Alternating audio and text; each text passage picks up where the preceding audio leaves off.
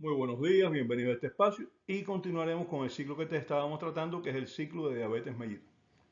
La diabetes mellitus, como conoces, es un trastorno del metabolismo de la glucosa causado o bien por una deficiencia de la cantidad de insulina que produce el páncreas o bien por trastornos en la acción de la insulina en los receptores de las células y se caracteriza por la hiperglicemia, aumento de azúcar en sangre. Ya hablamos de esto cuando hablamos de clasificación. Los dos factores son estos, ¿no? Cuando no se produce la cantidad de insulina necesaria o cuando no actúa de forma adecuada en los receptores. Diabetes mellitus tipo 1, diabetes mellitus tipo 2. Ya hablamos de otras causas de diabetes, hablamos también de diabetes gestacional, por tanto no volvemos sobre ese tema. Vamos a hablar de diabetes 1 y diabetes 2.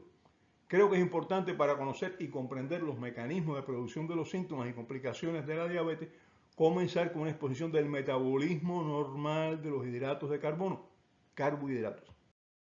Los carbohidratos son moléculas químicas formadas por carbono, hidrógeno y oxígeno. De ahí el nombre, carbono, carbo, y agua. Hidrógeno y oxígeno es agua, ¿eh? Carbohidrato son la principal fuente de energía en el organismo. También se llama hidratos de carbono, porque carbono hidratado.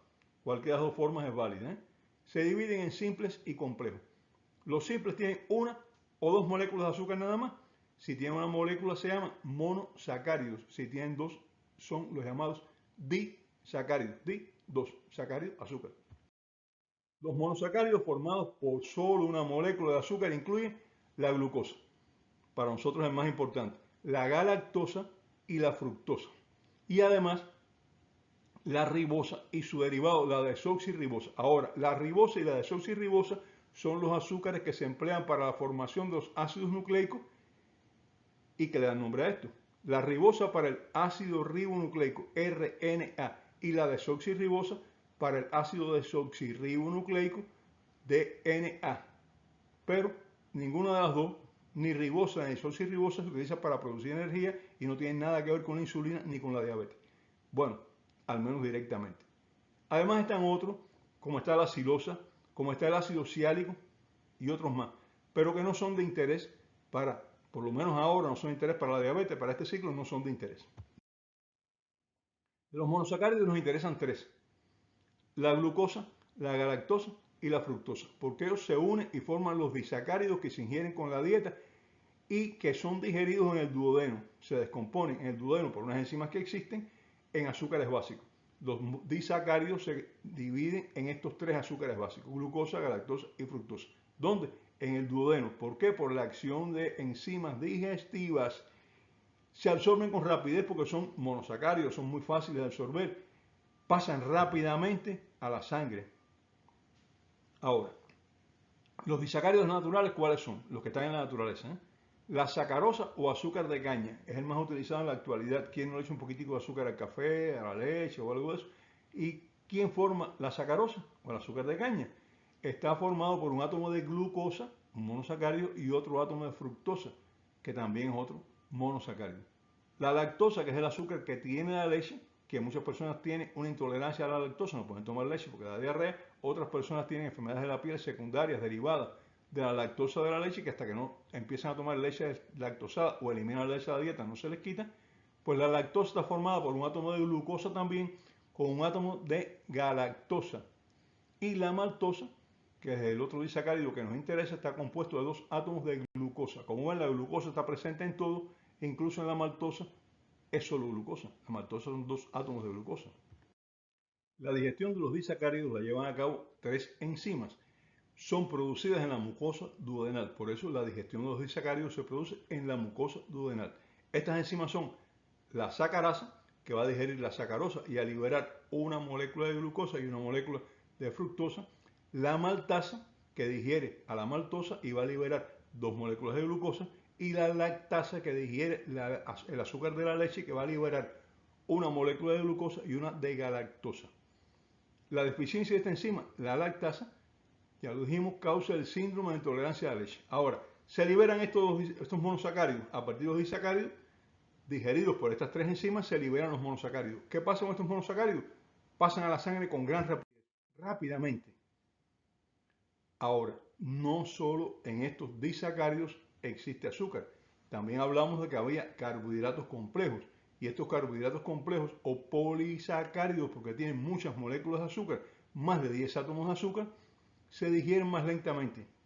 Dan sensación de llenura porque la digestión es lenta, liberan los monosacáridos de forma más lenta, no son digeridos precisamente por estas enzimas que están en la mucosa duodenal, sino que la digestión de ellos se debe a las amilasas, que son otras enzimas que comienzan en la saliva, amilasa salival, y se continúan por la liberación de amilasa por el páncreas, la amilasa pancreática. Entonces la digestión de ellos más lenta a lo largo del intestino va liberando azúcar poco a poco y entonces estos van pasando con mayor lentitud a la sangre y el páncreas tiene más tiempo de adaptarse. Entre ellos están los almidones que se observan, por ejemplo, en yuca, en productos naturales, pero algunos de ellos no pueden ser digeridos por el hombre, solo por algunos animales. Más son fundamentales en la dieta humana. ¿Por qué? Porque mejoran la digestión, abultan más para las heces fecales y eso hace que las hagan más blandas porque retienen más agua, mejoran el tránsito intestinal porque al aumentar el tamaño de las heces fecales van a actuar sobre las paredes intestinales haciendo que se acelere el tránsito intestinal, que sea más rápido, y son las llamadas fibras dietéticas. Y entre las fibras dietéticas está la celulosa, que las vamos a encontrar en vegetales verdes y en muchos otros productos de tipo natural. Es más saludable comer carbohidratos complejos que carbohidratos simples o que disacáridos también, bueno, son carbohidratos simples también. ¿Por qué? Porque los carbohidratos complejos ayudan a la digestión y porque la liberación de azúcar en el intestino, como ya decía, es más lenta y progresiva. Los simples se liberan, se absorben con rapidez, pasan a la sangre y causan los llamados picos de glicemia, o sea, se eleva con gran rapidez el azúcar en sangre. ¿Y qué ocurre? Que entonces el páncreas no está preparado para hacerle frente a este pico. Como no está preparado para hacerle frente a este pico, libera insulina, pero no alcanza a liberarlo. Y ya veremos más adelante cuál es el problema de los picos de glicemia. Eso vamos a ver en las complicaciones de la diabetes. Pero por ahora basta decir que al páncreas le cuesta más trabajo manejar picos de glicemia que manejar una liberación sostenida y lenta de glucosa, que es lo que aparece en los carbohidratos complejos. ¿Qué pasa?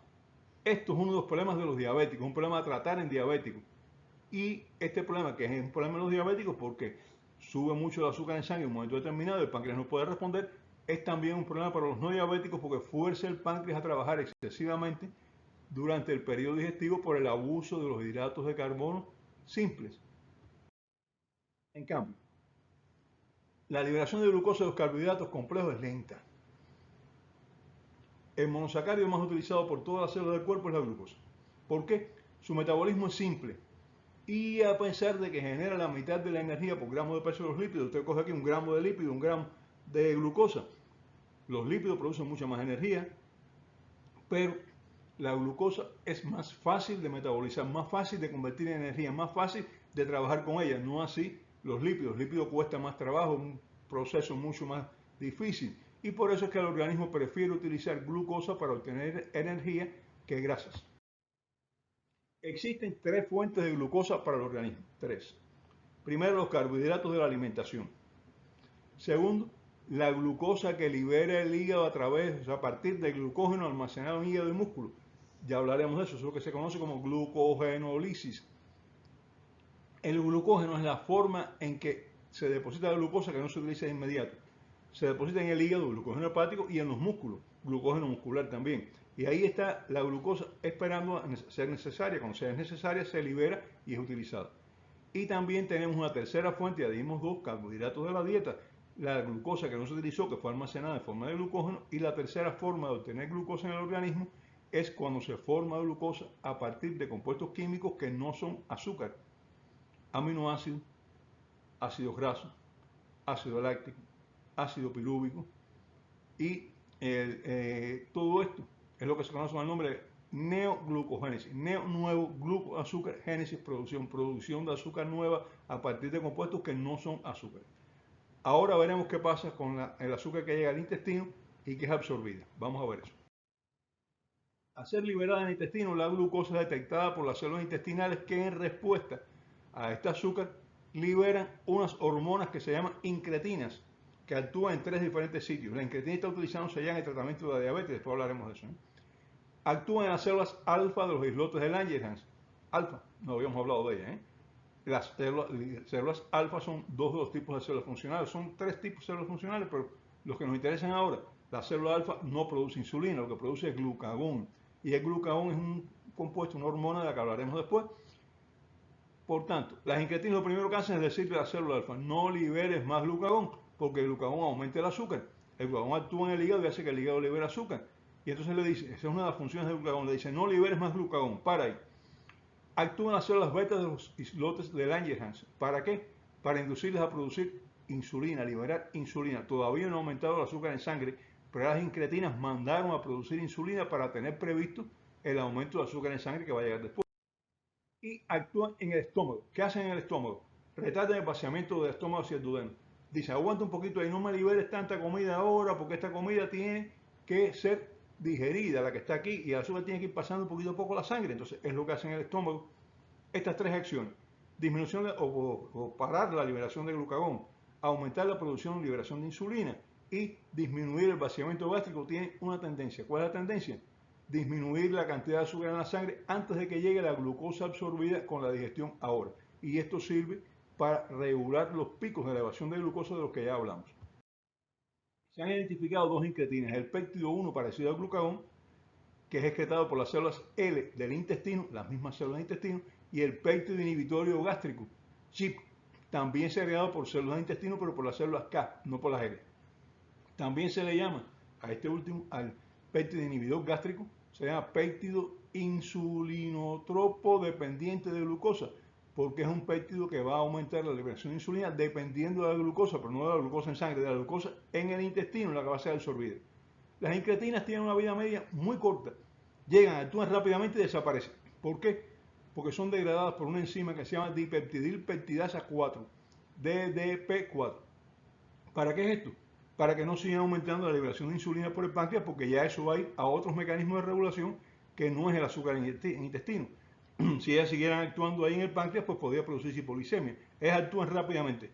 Hacen todo esto, que dijimos, disminuir la liberación de glucagón, disminuir el vaciamiento gástrico para aumentar la producción de insulina, y entonces ya lo demás queda en manos del páncreas, de células beta. Su función, las incretinas, es preparar el organismo para la llegada de glucosa a la sangre. Actúan rápidamente, disminuyen la cantidad de azúcar en la sangre y desaparecen rápidamente también. Cuando el azúcar liberada en el intestino por la digestión pasa a la sangre, es detectada por las células de los islotes del páncreas, pero las células beta, ¿no? Y esas células beta van liberando insulina de acuerdo con el aumento del azúcar. Aumentó un poco el azúcar, un poquito más insulina. Aumentó más insulina. Está disminuyendo, menos insulina. Y las células alfa también detectan este azúcar y dejan de liberar glucagón. La secreción de insulina y glucagón es regulada por los niveles de glucosa en sangre. Ya dijimos, en primer lugar, las incretinas actúan sobre esto, pero aún no ha subido la glucosa en la sangre. Ahora la glucosa subió en sangre, se aumentó en sangre y entonces ya la regulación depende a partir de ahora de la glucosa. Las incretinas son como un mensajero que le avisa al páncreas: prepárate que va a llegar la glucosa. Y entonces el páncreas comienza a liberar insulina. Bueno, hasta aquí este programa, continuaremos en el próximo. Hasta entonces, chao.